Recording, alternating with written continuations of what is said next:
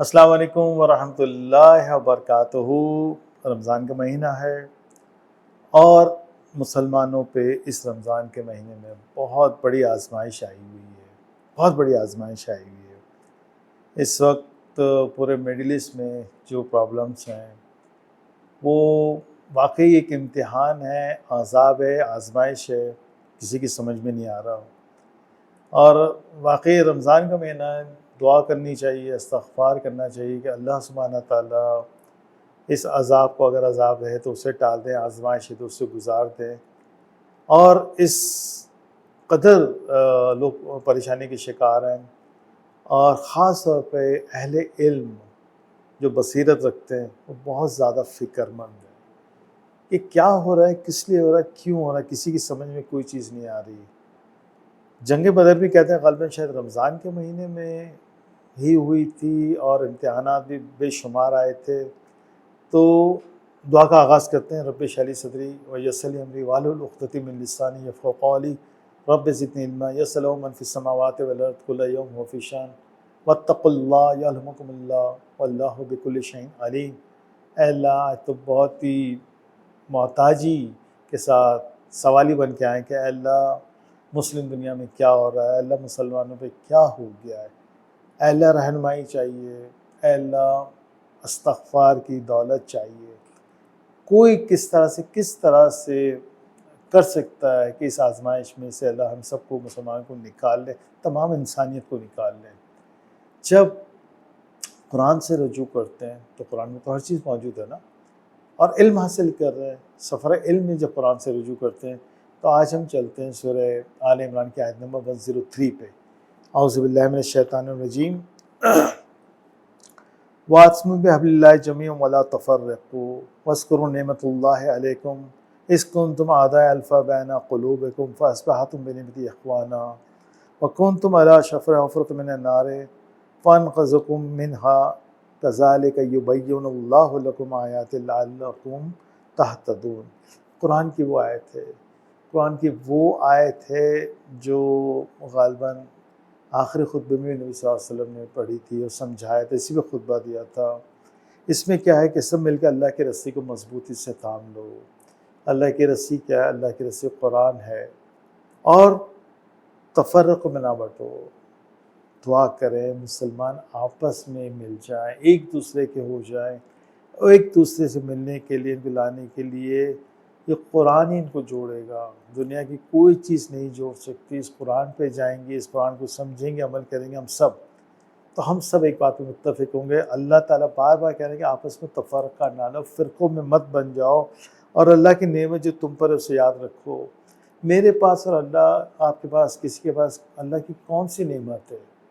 ہمیں یہ کتاب دی ہے جو دلوں کو جوڑتی ہے، جو بھائیوں کو بھائی بناتی ہے، جو دشمنی کو دوستی میں بدلتی ہے۔ یہ کتاب ہے، یہ کتاب ہے جس کو پڑھ کے، سمجھ کے میں، آپ تمام مسلمان اگر واقعی ہم دعا کر سکتے ہیں نا، کوئی فورس تو کسی کو نہیں کر سکتا، اور ممکن ہی نہیں کسی کے لیے فورس کرنا بھی۔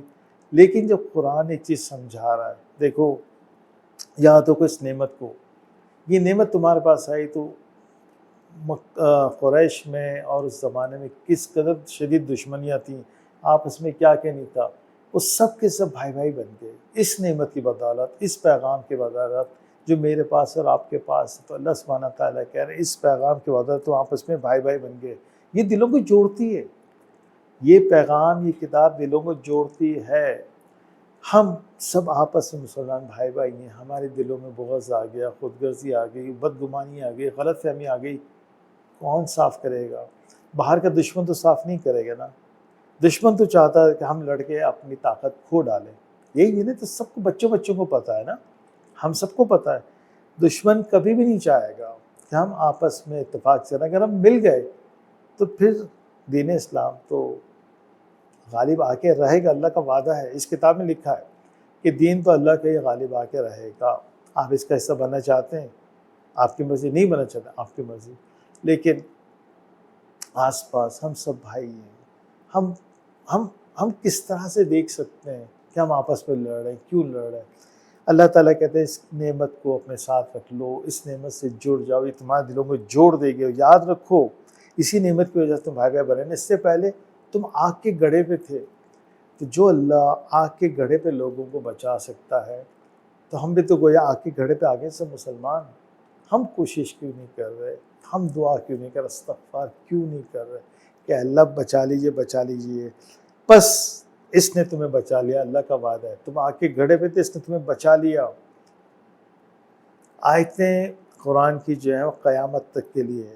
جو اللہ اس وقت بچا سکتا تھا تو آج اس پر قادر نہیں کہ آج نہیں بچا سکتا. بچا سکتا ہے. مجھ میں اور آپ میں ایمان کی کمی ہے، ہمارے استغفار میں کمی ہے، ہماری خواہشوں میں کمی ہے، ہمارے التجاؤ میں، ہماری گرگاٹ میں کمی ہے. خدا کے واسطے اللہ تعالیٰ کہتے ہیں کذالک یبین اللہ لکم آیاتہ لعلکم تہتدون. ہم اپنی آیتیں اس طرح بیان کرتے ہیں تاکہ تم ہدایت پاؤ.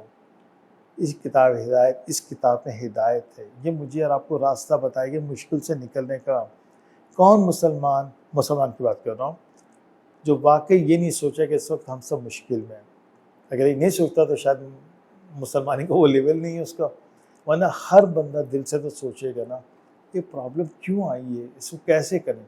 ہو سکتا ہے میری وجہ سے ہو، آپ کی وجہ سے، ہمارے اعمال کی وجہ سے، لیکن ہمیں کچھ تو کرنا پڑے گا نا. اب اس کے ساتھ اگر ہم سورہ انفال کی آیت نمبر 33 کو ساتھ لیتے ہیں تو دیکھو ہمیں کیا ملتا ہے. آیت نمبر 33 سورہ الانفال کی. اس میں اللہ سبحانہ تعالیٰ کہتے ہیں وَمَا كَانَ اللَّهُ لِيُعَذِّبَهُمْ وَأَنْتَ فِيهِمْ وَمَا كَانَ اللَّهُ مُعَذِّبَهُمْ وَهُمْ يَسْتَغْفِرُونَ. بہت امپورٹنٹ آیت ہے، بہت زیادہ. ترجمہ کیا؟ اور اللہ تو ان پر عذاب کرنے والا نہیں ہے جب تک کہ تو ان میں موجود ہے، اور اللہ ان کو ہرگز عذاب دینے والا نہیں ہے جب تک کہ بخشش طلب کرنے والے ہیں. دو چیزیں ہم نے وہاں وقت میں عبداللہ جمعی والا تفرقہ پڑھی. اللہ کی رسی کو، قرآن کو مضبوطی سے پکڑ لو، آپس میں تفرقہ نہ ڈالو. پھر اللہ سبحانہ تعالیٰ کہتے ہیں کہ اللہ ان پہ عذاب ہرگز نہیں لائے گا جب تک کہ تو ان میں موجود ہے. تو سے مراد نبی صلی اللہ علیہ وسلم کی ہے. نبی صلی اللہ علیہ وسلم موجود ہیں. نبی صلی اللہ علیہ وسلم اپنی تعلیمات کے حساب سے موجود ہیں. جو قرآن تو کہتا ہے کجاکم رسول من انفسکم، رسول تمہارے نفس میں موجود ہیں. تو نبی صلی اللہ علیہ وسلم کی تعلیمات موجود ہیں، نبی صلی اللہ علیہ وسلم جو قرآن دیا وہ موجود ہے. اگر میں اور آپ اس پہ عمل کرتے ہیں، تعلیمات پہ کرتے ہیں. دیکھیں اس کی سب سے بڑی یونیورسٹی موجود ہے مدینے میں. مدینہ درسگاہ ہے مسلمانوں کی پہلی. وہاں سے تدریس کا کام شروع ہو، وہاں سے پورا پیغام براڈ کاسٹ ہوا، وہاں سے پوری دنیا کو میسیج کیا ہے. تو آج بھی وہاں پر میرے لیے آپ کے لیے ہدایت موجود ہے. تو فیکم وہاں موجود ہیں انسٹرکشن دینے والے موجود ہیں وہاں پر، وہاں سے لینی ہے. پھر اللہ کہہ رہے ہیں اللہ ان کو ہرگز عذاب دینے والا نہیں ہے جب تک کہ وہ بخشش طلب کرنے والے ہیں. عذاب نہیں آئے گا، عذاب نہیں آئے گا ان پہ جو بخشش طلب پہ استغفار کرتے رہتے ہیں. استغفار کا مطلب کیا ہے؟ صرف پڑھتے رہنا استغفر اللہ استغفر، یہ نہیں ہے. یہی نہیں ہے. چلیں یوں کر لیتے ہیں، یہی مطلب نہیں ہے. اس کا مطلب یہ کہ اللہ جو مجھ سے ہو چکا، جو میں کر چکا، اے اللہ مجھے معاف کر دیجئے، اب میں نہیں کروں گا. اور اب میں، آپ اور سب لوگ اگر اللہ کے کہنے پہ چلتے ہیں تو اللہ سبحانہ تعالیٰ عذاب کو بھی ٹال دیتے ہیں. آزمائش مشکلوں میں کوئی بات ہی نہیں نا پھر تو خدا کے واسطے استغفار کثرت سے کرنی ہے، سوچ کے سمجھ کے کہ مجھ سے، آپ سے، مسلمانوں سے کیا غلطی ہے، اور دعا کرنی ہے کہ اے اللہ مسلمانوں کو آپس میں اتحاد دے دے، وہ بھائی بھائی بن جائیں. مسلمان دنیا کی بہت بڑی قوت ہے، بہت بڑی طاقت ہے، لیکن بدقسمتی سے بھائی بھائی سے ناراض ہو کے بیٹھے ہوئے، خفا ہو کے بیٹھے ہوئے. اللہ تعالیٰ سب کے دل میں محبت ڈال دے.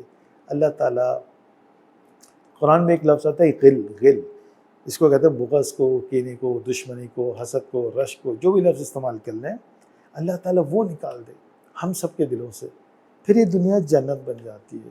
اور اللہ کا وعدہ بھی ہے کہ جس نے سچے دل سے رجوع کیا، قلب سلیم کے ساتھ آیا، تو اس کو اس دنیا میں بھی جنت بنائیں گے اس کے لیے، اور آخرت میں بھی. تو دعا کیجیے اللہ تعالیٰ اتنی خوبصورت دنیا کو جنت بنا دے، اور ہم سب بھائیوں کے جو اختلافات ہیں، جو ملکوں کے اختلافات ہیں، اللہ تعالیٰ اس کو ختم کریں. اس دعا اور امید کے ساتھ کہ واقعی سچے دل سے اللہ سے رجوع ہم سب کریں گے۔ چلیں ایز یوزول کہنے میں سننے میں غلطی ہو گئی ہو تو اللہ سبحانہ تعالیٰ معاف کریں، آپ بھی معاف کیجیے گا۔ زندگی بخیر، انشاءاللہ کل تک کے لیے السلام علیکم ورحمۃ اللہ وبرکاتہ۔